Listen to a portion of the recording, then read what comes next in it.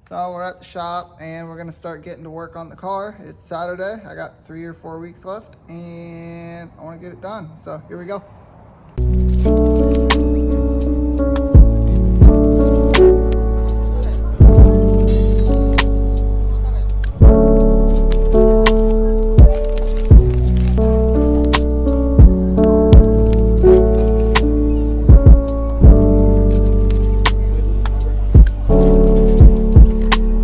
What are we doing with these plates? I'm gonna bend them at 90 so that we can weld them to the doors and they can push the door cards out. They're an inch and a quarter. Taller.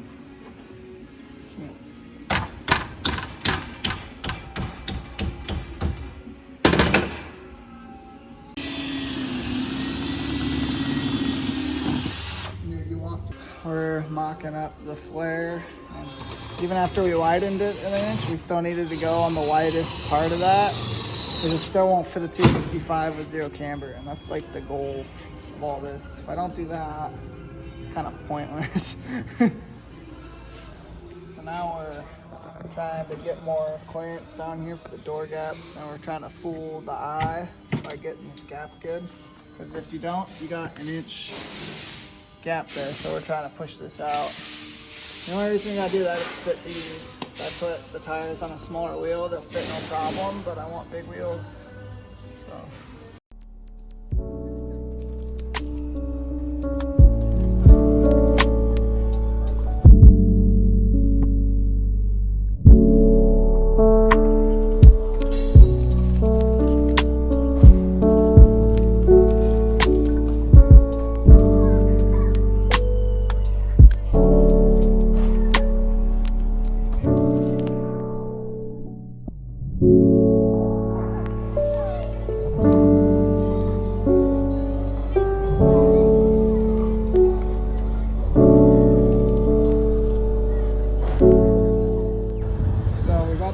All done, so let's take a gander over here.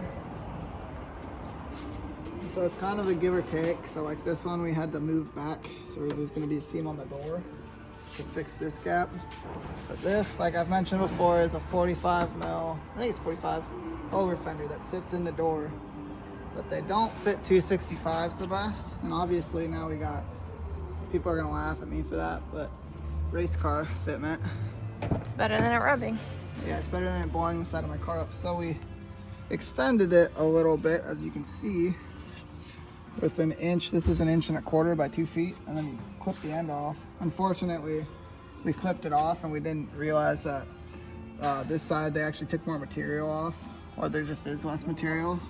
So I'm gonna have to fill this a little bit, but I don't really care. And then on the inside of the door, just like the other side, we made L brackets to match the flare.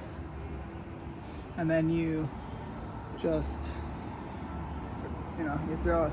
I'm gonna rivet all this here, and then you rivet one right on the bottom, and it holds it out just perfect. And check it out, door shut's perfect. It doesn't rub, because every kid I've seen with these, this rubs. Like, it's not perfect, but it is. Got the bumper all done. I'm gonna smooth this up. I really wish I didn't have to cut these. I like to look better, but now we clear the tire just fine. And there's a whole world of clearance. This is actually probably gonna taper that to there.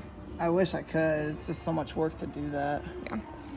So I'll maybe the next bumper, but this is all like this because this has a lot of camber and toe in. So I'm actually gonna correct the camber, and then when I correct the camber, I'm gonna pull the toe back straight. I might toe it in. We'll see.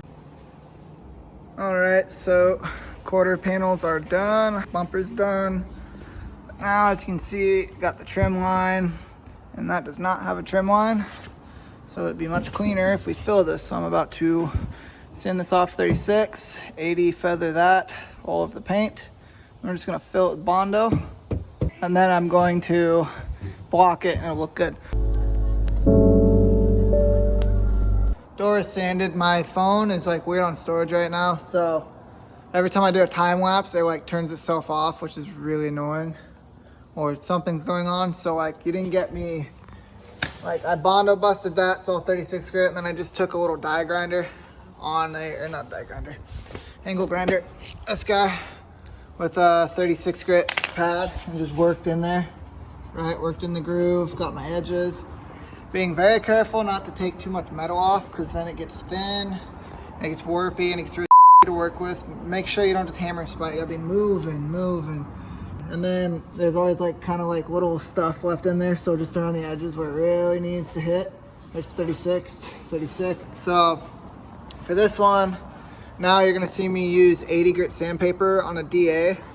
I'm gonna feather out these edges so they're not such a rough transfer, because believe it or not, like paint and primer and all that is like really thick. It's not, but like you can feel it. And so what that'll do is make a really weird transfer line. So you want to do what's called feathering out, where you like get it really smooth so that your Bondo can just like glide right over it, and then you can blend your Bondo in. So you're gonna see me do that, and we're gonna lay some Bondo on this thing and sand it off. So.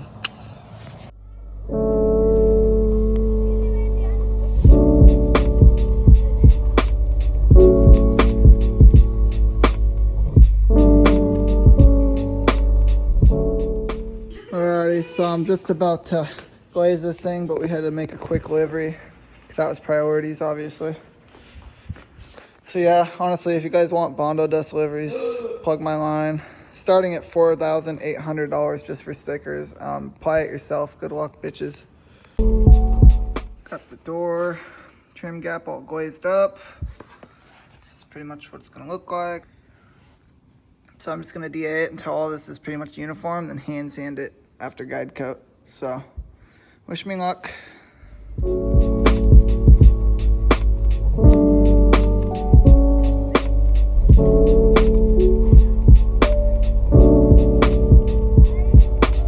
Got that little bit, so I'm gonna really emphasize getting the ends, and I'm gonna smear it again just so I can get a nice level coat. That actually almost did it.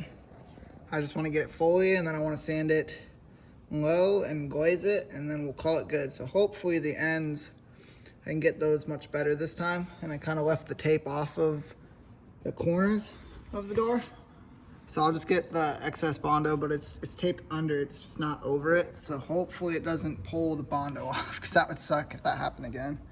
Probably just say screw it and glaze it at that point over it. So all right, let's get this done. I'm gonna put you guys on time lapse.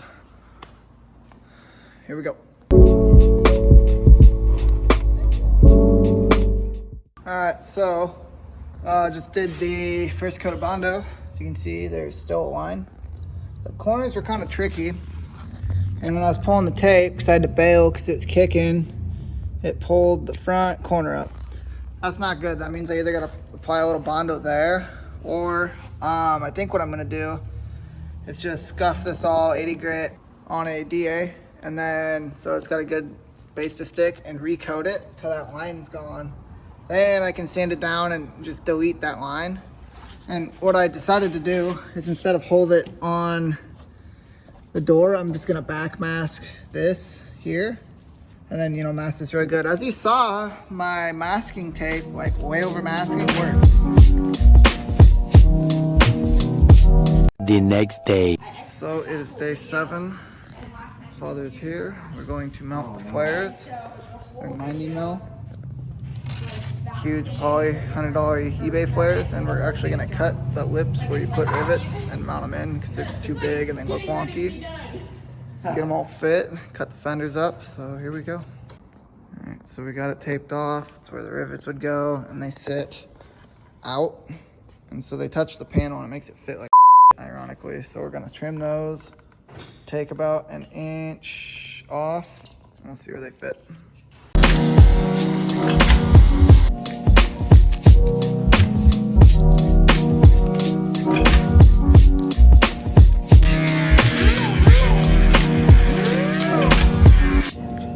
After shaving this, it fits 10 times better. It's went from 90 to probably 70 mils, which matches the rear pretty good now. It's not like a big old on the front of the car. You can have the Sioux car. Tabs, right? No, so this is my fender guy, and we already got it figured out. Super grateful to have him help, because I would have just cut it and riveted them on, and it probably would have looked like so we trimmed them, look way better. We're gonna fit them off center, and that gives us a ton of room between there and there, but it still looks good, even like when we flex the suspension. So that's what we're gonna do, and I'm gonna extend the lower control arm, so it's gonna push the caster and the camber quite a bit. So this is gonna be actually probably the other way, because it's kind of tilted this way.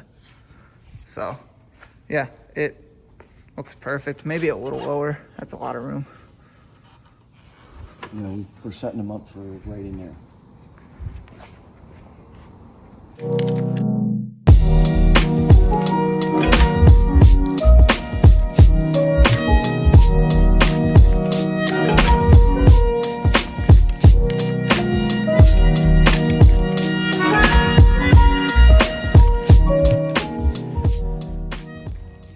So we got our slits all cut in here, just right to the line where we're gonna mount it. And we're gonna bend all these back to give us a nice flat mounting surface. No welding, no nothing. Tons of wheel clearance. Because if we just try and put it on the metal without rolling these over, it's gonna distort the flare and it's gonna look really shitty, like where it mounts. It's gonna like pull it.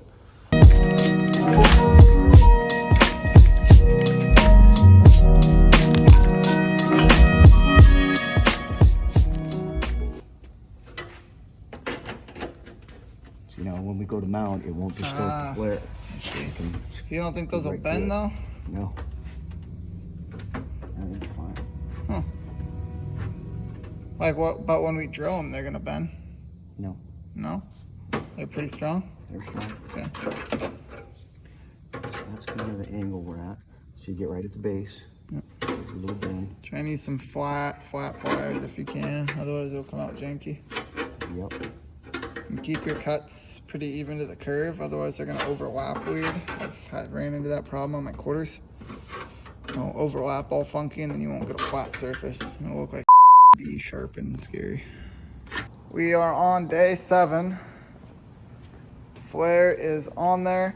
I'm not stoked on it, but you know, I don't want to put it on the wheel and then just have it rub right through it. So it's kind of between like a style and function thing, and yeah, it's off, but you got that much clearance, your suspension compresses that much, and the wheel sits in there pretty good. And so, And you haven't done suspension. yeah, what I think is gonna make it look much better is, for one, I can lower the car now if I need to. I have clearance, no problem.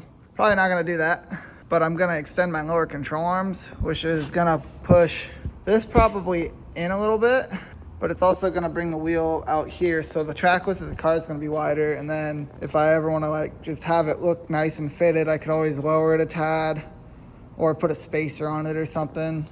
That's about as good as you can get. So now I just need to trim this little piece off here, and then I can just throw the bumper on, but I'll probably just leave it for now. Big thanks to my dad for making that smooth. These are just temporary. Everything with those, everything's gonna be riveted, don't worry. But for now, I was working on this yesterday. I'm still not happy with it. Where the seam is, it's actually like humped. It's like ramped up crown kind of from the factory. So I need to re-app the whole thing one more time in glaze and then sand it off a little less, because the edges are still high. And this is actually low, which is weird to me. So I'm gonna sand it out, throw glaze all the way out there, and if glaze isn't out there by the time I'm done, I've over sanded for sure. Yeah, well, that'll get fixed. So I'm gonna app that one more time, get her done. Hopefully it goes a little quicker, and then we are gonna wash her car and we're gonna get going to our meet, I guess. So right on. You're an idiot. I know. Okay, so I'm mixing glaze. And glaze, it's filling putty, so it's after your dents cover with Bondo. A lot of people just leave Bondo, but I was always told to glaze it. It fills it, it smooths out the transition to the panel, it makes a much nicer finish. Every day this week when I go to lay big applications of Bondo, I've been using my onion board, because that's what I use at work for smaller stuff. These are okay for at home, but if you can, you want a bigger app tray because it's very hard to manage a lot of Bondo on this. It gets everywhere. So I'm done using Bondo. And this is glaze. We just use the 3M Platinum Plus finishing glaze. Like a nice big area. Glaze is, you use much less glaze than Bondo. I'm gonna overdo it probably just so I have enough to cover, because you don't want to double applicate it if you don't have to. And then you're gonna get your hardener. It's just cream hardener. And everyone says it's a pea-size hardener to a golf ball size Bondo. You'll just learn. You can actually get it to kick a little faster. There's all these, don't under harden it, don't over harden it. You'll figure it out. For about this size, I do like 4 or 5 swirlies, call it good. Mix it, and then expect to have 5 minutes before it gets hard and you waste all your material. If you're doing a great big job, and this is all me, it's all stuff I do. I'm not saying it's right. I always like to use these on smaller apps, but for this, you want your applique as smooth as it can be. And so that'll fit in there nice and smooth, so you don't have all these weird edges to sand down because it'll screw your job up. But if you're doing that, a lot of times with a lot of Bondo, you get Bondo all over the back of your paddle, and that makes it really, really hard to manage, and then it gets into a cluster where you just need to throw it on the panel and then sand it off and whatever. So I always try and have 2, and I'll mix with the one, if it's a lot of Bondo, I'll mix with the one I'm not gonna use. So that way that one's messy, it's more cleanup. Then you can have a nice clean paddle and smoothly throw it on.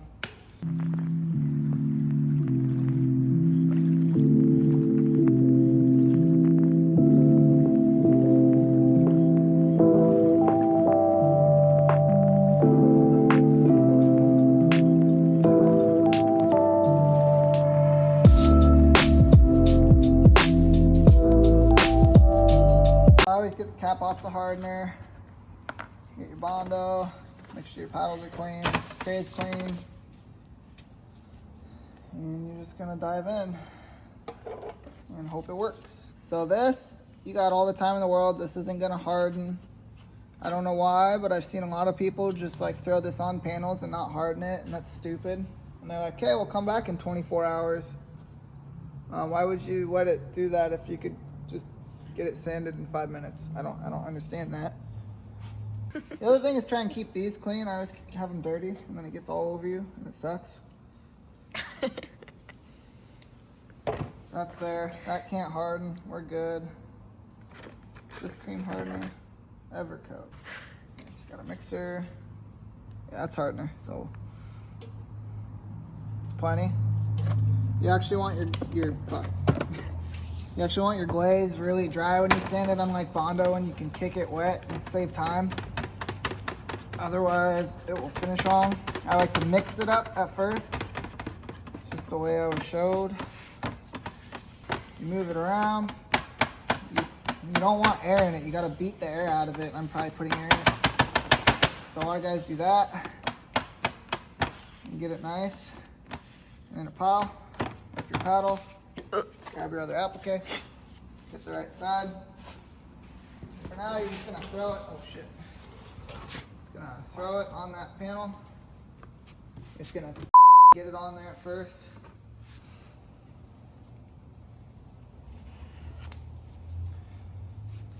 Thank you, sir. You guys haven't met Jackie yet? This is Jackie, he's the homie. It's me, your friendly neighborhood Asian. Just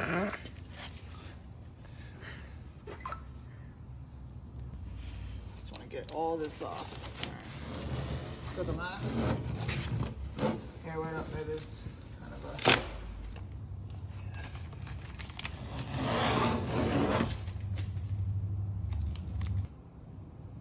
So that's what it does. Obviously, I'm a super professional. Yeah, kind of just chunks. We'll get that up in a minute. Oh yeah. So obviously I'm not a professional, and I never claimed I was, but that's, if you're starting off, at me, because this shit just happens sometimes. So it's actually a pretty clean app. There's not a ton of ridges. Not a professional, but the tape trick will definitely help you when you're starting out. You know 'cause you now are a professional considering you're. I get paid to do this. I'm not a professional on my own car. I always it up on my own car. But usually You you're have not Bondo in your deleting, face. trim. What's that? You have glaze on. Got glaze all over my big mouth. So most Zoom in people on that. coming in and getting their trim deleted. So this is not a typical thing. But if there's like a crease in the door, you'll do this. But the way this door is so it actually it's not just the trim piece. It crowns. So that's why I did it so wide. So now I just need to feather these edges, and then you're gonna sand this high spot down to the lows. And it should blend it better than being tight, because when it's tight, the metal's just high. It's like going over train tracks, but it's this big. So and don't worry about the corners. Obviously, tape works. So now we're gonna get DA lightly with some 80 grit, and I'm just gonna smooth out kind of the highs to the lows here, so it's still actually a little tacky. If your fingerprint can go in or it sticks to your finger at all, it's still tacky. And with glaze, you want it to be rock hard. Otherwise, it's gonna smear off like that. It's gonna like just do that. You're gonna lose all your material, all your builds. You're gonna have to sand it off when you're at. All right, gang, so we got a lot done this week. I'm very proud of the team and myself. It's done. It's done. It's done right now. We're leaving it like this. So quarters are on, they're fully mocked up. Rear bumper's on, fully mocked up, fit. Everything clears. Kit's temporarily mounted. This side quarters mocked up, fit, cut. Getting this thing door trim deleted. Got a lot of body work ahead, new wheels on, the bumper's mocked.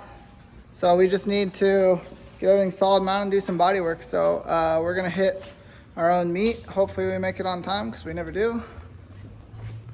One last look. But god damn. Damn. That's a thick ass boy! He thick. That's freaking Girth Brooks. Alright, thanks for watching. Please like, comment, subscribe. See you soon. Peace.